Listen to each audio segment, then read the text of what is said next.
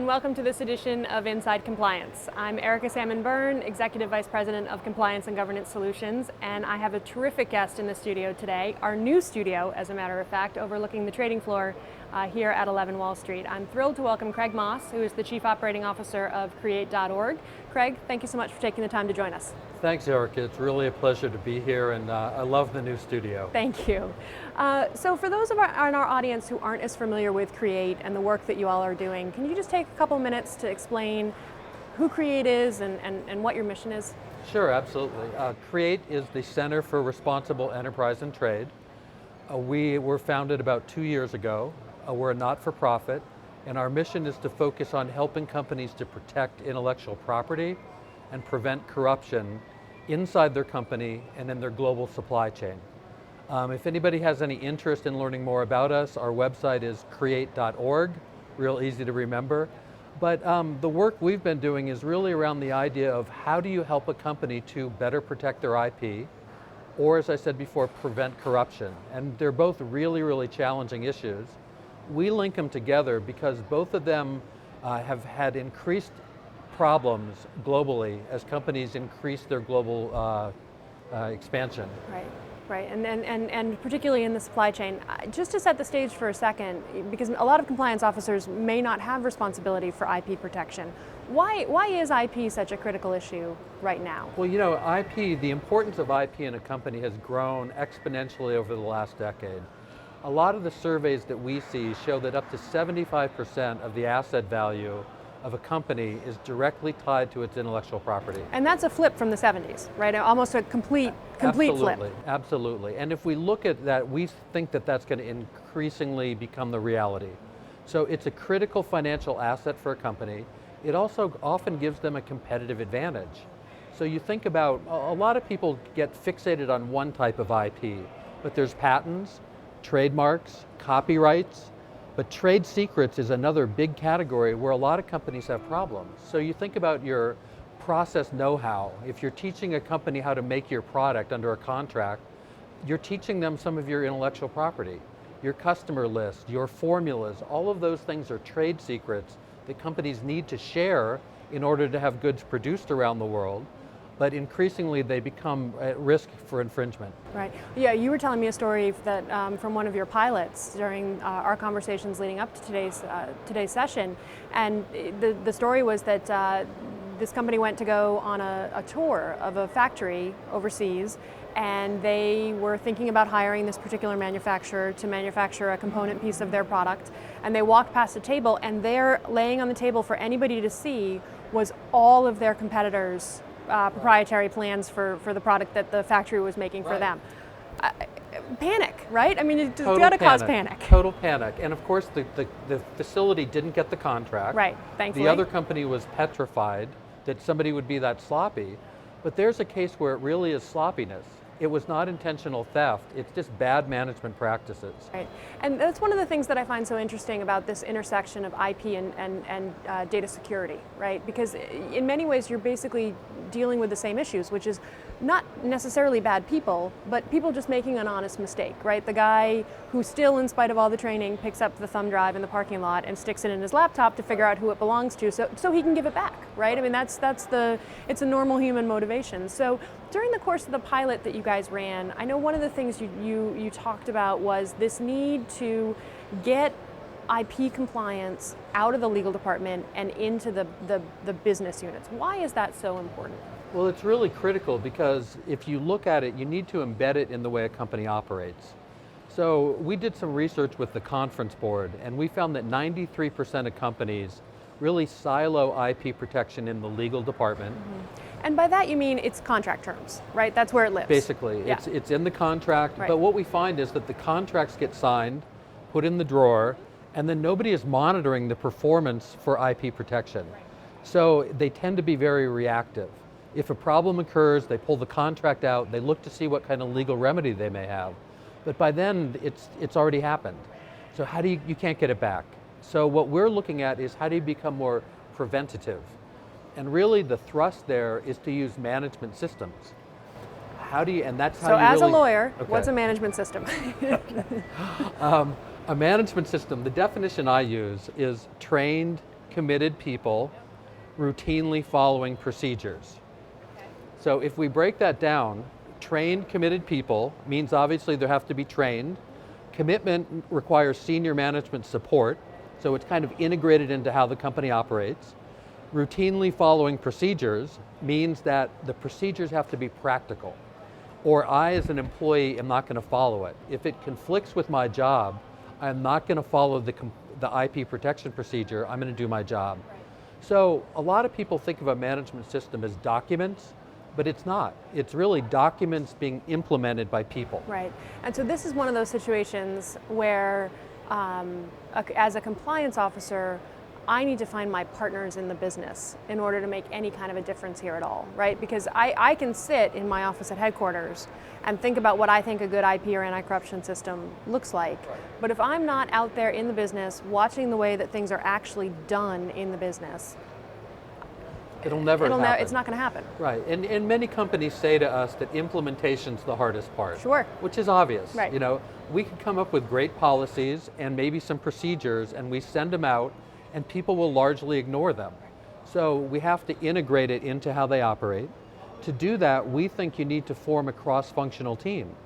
So pull people from the departments in the development of the procedures, so that I can say to you, if you're in the sales department or the sourcing department, how is this going to fit with how your people need to operate? Right, and that's one of the things that we have seen across the compliance field in terms of trends over the course of the last couple of years, is an increased number of companies that have cross-functional standing steering committees for ethics and compliance related issues. And so you have sales, you have procurement, you have supply chain oversight, quality control, you have EH&S, you have HR, IT, all these different groups whose job responsibilities allow you to reach the people who are actually the ones that are going to cause an issue for you in the first place. So, you know, for example, if you've got HR on your steering committee, make sure that you're asking IP questions as part of your exit interview process. Well, first off, make sure you're doing exit interviews, which many companies aren't at this point. But if you are, make sure that that whole IP protection piece is a part of it, because I was stunned to learn from you guys that something like 2/3 of trade secret theft that happens with departing employees is within the last 2 weeks before they leave the company. Right. It's a huge issue. And then if you think about extending that into the supply chain, so we talk to companies that feel they have it kind of under control in their company, but then you think about your supply chain, and you might have hundreds or even thousands of suppliers that have access to your intellectual property. Huge, huge issue there. The other thing that we found, and here's another little story, is that we were talking to one company, a global mid-sized company, 8 regional offices, and at headquarters, they were pretty confident that all of the offices were familiar with their policies. Now in this case, it happened to be related to corruption, not IP. Same thing though. So we did a survey, and we found that only 3 of the 8 regional offices even knew that anti-corruption policies existed. The other 5 had no idea. Right. So obviously their headquarters has one view of the world that is not in sync with reality. How do you embed that? How do you get those regional offices, one, to be aware of the policy, but then to do something? And that gets into the whole issue of how do you motivate those people to make this part of how they do their job. Right, and how do you do that? I mean, are you seeing companies with innovative approaches or practices on that motivation and incentivization issue? Yeah, there are ways. You know, at the most basic level, good change management in an organization requires defining a clear path to improvement and creating small steps. So you need to go in with relatively discrete short-term projects that are building blocks. You don't want to go into a company and say, you need to revamp everything in all 8 regions all at once. So in that case, we would start to talk about how do you build awareness for the policies. So you need some training. Then from there, who in the organization maybe needs some extra training? Maybe we'll do a small project around monitoring so that you have some idea that the policies are being followed. But really the key is a clear path and small steps. Are you seeing companies embed these kinds of things in performance evaluations? Not to the extent we'd like to see, but that clearly is a trend that we would encourage. And we do see it in some of the other compliance-based areas. So for example, in the occupational health and safety, which also uses a management system approach, a lot of multinationals now will evaluate a supplier in part based on their OHS performance, in addition to price and delivery. So that's a positive trend. And again, you need to always think about what do I do in my company versus what am I doing in my supply chain. And internally, it's obviously easier to try to get some of these things in sync and align the performance criteria, but it's still a challenge. Yeah. Yeah, and what about due diligence, Craig? Are you seeing, obviously we've seen over the course of the last several years an increased focus from an anti-corruption perspective on supplier due diligence, asking the right questions. The government clearly expects you to ask the right questions as part of your due diligence process. What about on the IP front? Is anyone yet asking their suppliers about their IP protection policies, their practices, their training? Is that part of the evaluation process? It is in certain cases. So with companies doing business process outsourcing or outsourcing software development or call centers, they tend to take a very, very careful look at IT security. But we've found in working with some of these companies that IT security is just a narrow piece of the broader idea of IP protection. So we're working with some very large companies around that. How do you broaden that narrow IT security issue with access control and passwords and authentication and broaden it to a more comprehensive or holistic look at IP protection?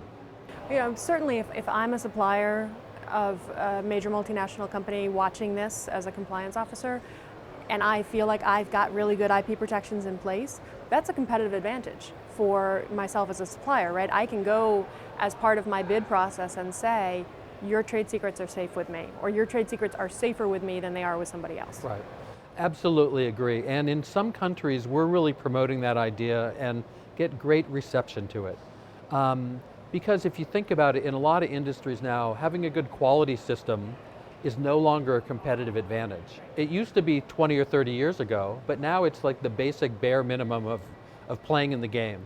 So companies see, hey, if I'm better at protecting your IP, I might get your business. And that's something that we really, really encourage as a way to try to motivate them to adopt a better IP protection system. So the work that you're doing then, you're really working on two fronts. You're working with suppliers to get them to a place where they're adopting some of these processes and can use them as a competitive advantage. And then you're also working with the companies that purchase those products to say, hey, this really needs to be something that you're looking at very seriously to the extent you're not already. Yeah, in both cases. And you know what's been interesting to us is that we'd see a cascading effect.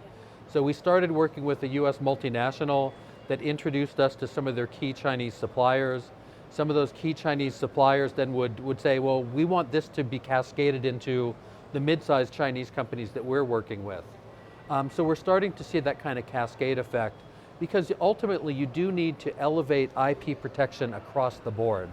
And as companies want to work more with those that are better at it, it creates more pressure for everybody to try to get better. Just like quality was 20 years ago. Exactly, Right. Very, very similar. And that's the analogy that we usually use when introducing this to new companies. On our website, we have a lot of background on what the actual parts of a management system are. Because again, for some, it's kind of vague, but we break it down into very, very discrete processes that a company can go through and try to make it as simple as possible for them. Okay. Well, clearly you and I could sit here in the studio all day and talk about this, but unfortunately we are out of time for today. So thank you so much for coming in and joining me in our new studio space as our inaugural guest to talk about intellectual property protections and the ways you can embed them in your supply chain. It's really been a pleasure. I always enjoy working with you and with NYSE Governance. Thank you so much. And thank you for joining this edition of Inside Compliance. We'll see you next time.